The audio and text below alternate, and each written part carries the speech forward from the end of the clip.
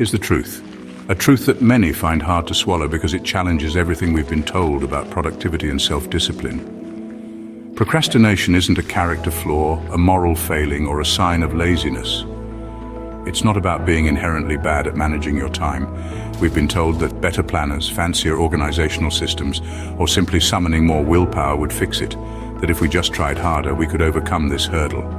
But you know that hasn't worked, right? You've tried all the tricks, the apps, the schedules, and yet here you are. The real issue? Procrastination is fundamentally about emotions, not about time management at all. It's an emotional regulation problem disguised as a productivity problem. When a task triggers anxiety, even a low-level hum of unease, boredom so intense it feels physically painful, or crippling self-doubt that whispers you're not good enough, your brain, ever vigilant, tries to protect you by steering you away from it, by avoiding it at all costs. That avoidance gives you a quick, almost imperceptible sense of relief, a momentary escape from the discomfort. But it's only temporary, a fleeting reprieve before the guilt and pressure mount. Instead of tackling the task head-on, you find distractions, anything to take your mind off the unpleasantness. Endless scrolling through social media, mindless snacking, binge-watching TV shows, playing games on your phone, anything for a quick mood boost, a temporary dopamine fix.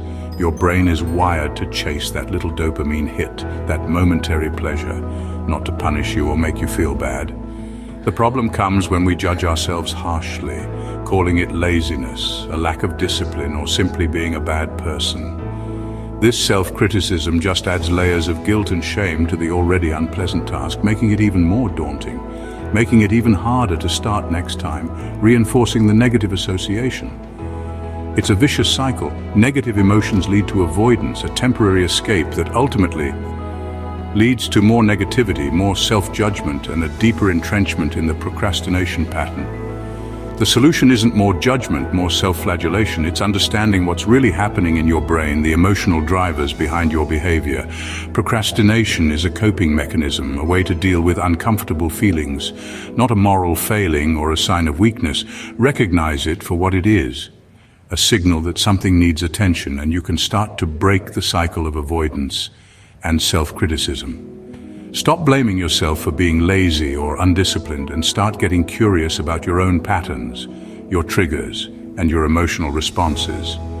You can't fix what you don't understand, and you can't change what you're unwilling to acknowledge.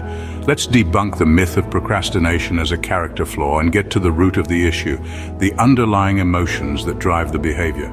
That's how real change begins, not with self-beratement, but with self-awareness and compassion.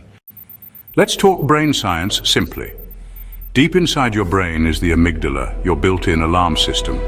When a task feels stressful or risky, your amygdala sounds the alarm. Danger. Avoid. This triggers your fight or flight response, flooding you with stress. Now your emotional brain wants relief, while your rational brain, the prefrontal cortex, knows you should get the work done. But under stress, the amygdala drowns out reason. You end up avoiding the task, chasing short-term comfort. Each time you do this, you reinforce the habit. Your brain learns that avoidance equals relief. Over time, this path becomes automatic. Procrastination isn't just a feeling, it's a deeply ingrained habit. You're not weak. You're following a neural pathway your brain thinks keeps you safe. The more you avoid, the stronger the habit gets. That's why it feels so hard to break. Understanding this is the first step to changing it. You're not fighting laziness, you're fighting your own biology. But you can retrain your brain. Fear is a major trigger for procrastination. It's that nagging feeling that something might go wrong, that you might not measure up. This anxiety can manifest in many ways, often leading to avoidance and delay, especially fear of failure. The prospect of not succeeding can be so daunting that it prevents you from even starting. When your self-worth is tied to your performance, when you believe your value as a person depends on your achievements, every task feels like a test of your identity. It's no longer just about completing a project, it's about proving your worth. The risk of not being good enough can be paralyzing. It can freeze you in your tracks, preventing you from taking any action at all. Perfectionism makes it worse, amplifying the fear and increasing the pressure. If it's not flawless, it feels like failure. Anything less than perfect is deemed unacceptable, leading to immense frustration and discouragement. The bar gets set impossibly high, creating unrealistic expectations that are virtually impossible to meet. So starting feels overwhelming. The sheer magnitude of the task, combined with the pressure to be perfect, can feel insurmountable. To protect your ego, you delay, putting off the task to avoid the potential for failure and the associated negative feelings. Telling yourself you could have done better if you'd had more time. This provides a convenient excuse for not achieving perfection. This is classic procrastination, a way to temporarily escape the discomfort of facing your fears and insecurities. Delay creates an excuse for imperfection. It allows you to maintain the illusion that you could have done better under different circumstances. It's self-sabotage disguised as self-protection. You're hindering your own progress in an attempt to shield yourself from potential criticism or disappointment. Imposter syndrome can add to the paralysis, further fueling the fear of being exposed as a fraud.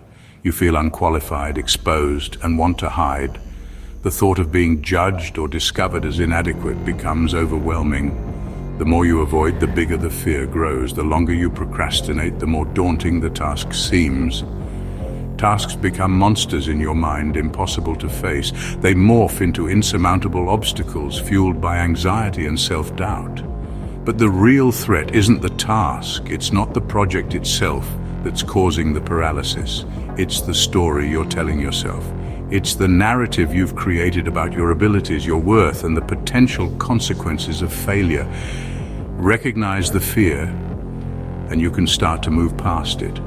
Acknowledge its presence, understand its roots, and challenge its validity. You don't have to be perfect, you just have to begin. Take that first step, no matter how small, and break the cycle of procrastination. Progress, not perfection, is what matters. Focus on making incremental improvements, celebrating small victories, and learning from mistakes. Don't let fear write your story. Take control of your narrative, challenge your limiting beliefs, and create a future where you can thrive without the burden of perfectionism. Sometimes procrastination is simple, the task is just unpleasant. Psychologists call this task aversiveness. It's boring, tedious, or confusing. Your brain wants to avoid pain and seek pleasure, so it dodges anything that feels like a grind. This creates a wall of awful, a barrier, built from all your negative feelings about the task. If the task is vague or unstructured, the wall gets even higher. When you don't know where to start, it's easier to do nothing.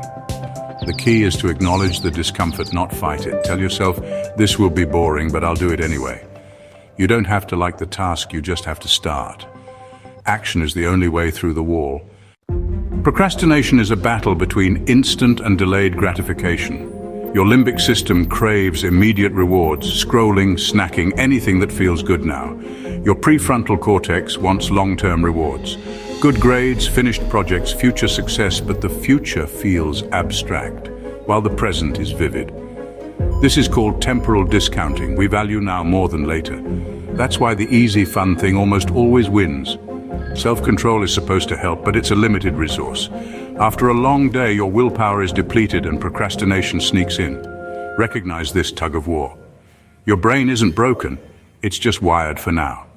The trick is to make future rewards feel more real and to lower the barrier to starting. Procrastination is a self-reinforcing cycle, a doom loop. You avoid a task to escape discomfort and get a quick hit of relief. But the task doesn't go away, it grows in your mind. As the deadline nears, anxiety returns, now joined by guilt and shame. The task feels even worse, so you avoid it more. Eventually, you're forced to rush, stressed and unprepared. The result is often poor work and more self-criticism. This confirms your negative beliefs and sets you up to repeat the cycle. The more you avoid, the harder it gets to break free. The only way out is to interrupt the loop start before the dread takes over. Small actions break the cycle. Relief comes from progress, not avoidance. We all fall into patterns, cycles of behavior that can be hard to break. But how do you disrupt those ingrained habits? How do you break the cycle? It's about being smarter than your own mind, understanding its tricks and tendencies. Outsmart your own brain. Here's a simple yet powerful tool to do just that. Enter the 5-second rule. The next time you feel the urge to act, to do something you know you should, but hesitation creeps in, count down. 5, 4, 3, 2, 1, and move. Take that action immediately. This simple countdown interrupts the cycle of hesitation that often paralyzes us. It stops the excuses, those justifications for inaction, before they completely take over your mind. Your rational brain, the part that knows what's best for you, gets a brief window of opportunity to take control and act. It's a race against time, a chance to act before your emotional brain, fueled by fear and doubt, talks you out of it. Don't wait for motivation to strike, for that perfect moment when you feel completely ready. Because that feeling of perfect readiness, it rarely comes first. It's the action itself that ignites the spark. Action creates motivation. It works in reverse to what we often believe. It's not the other way around. The 5-second rule provides that initial physical push, that little nudge you need to get going. Think of it as a starting ritual, a simple sequence that signals your brain it's time to move. When you reach 1, do something, anything that moves you towards your goal. Stand up, open the document, write a sentence. Just 1. It's not about doing everything at once, tackling the entire project in one go. It's simply about starting, about breaking that initial inertia. Each time you act, each time you choose movement over hesitation, you reinforce the feeling that you're in control of your actions and your choices. You prove to yourself that you're driven by your goals, not dictated by your fleeting feelings. This tiny step, this simple act of counting and moving, activates your prefrontal cortex, the area of your brain responsible for decision-making and willpower. And with each repetition, it builds new habits, strengthening the neural pathways that support proactive behavior. The more you use it, the more you practice this simple technique, the easier it gets to override those impulses and take action. Don't overthink the process. Don't get caught up in analyzing every possible outcome. Just count and move. That's all there is to it. You can't think your way out of procrastination. You can't reason with inertia. You have to act your way out. You have to physically break the cycle. The 5-second rule is your launch button, your personal ignition switch. Use it to hijack your excuses, to take control of your impulses and redirect your energy. Start before your brain has a chance to talk you out of it, before doubt creeps in and paralyzes you.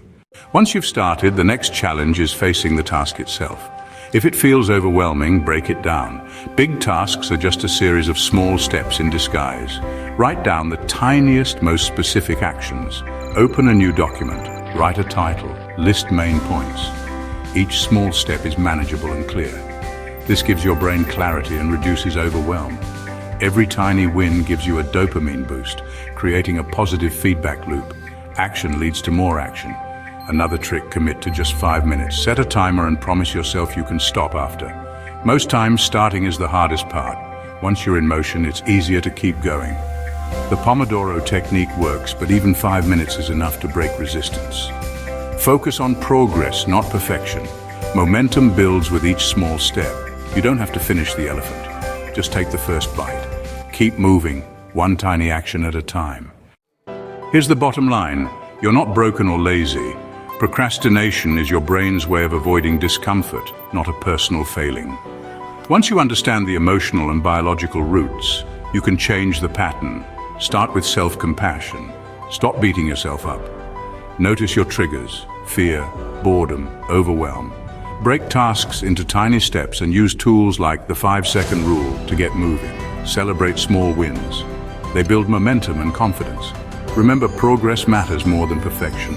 You're building new habits and new neural pathways. There will be setbacks, but that's part of the process. Each moment is a chance to choose action over avoidance. You have the knowledge. Now use it. Start small. Start now. Don't wait for motivation. Create it with action. You have the power to change your story, one decision at a time. Stop waiting for your life to happen. Start making it happen. 5 seconds at a time.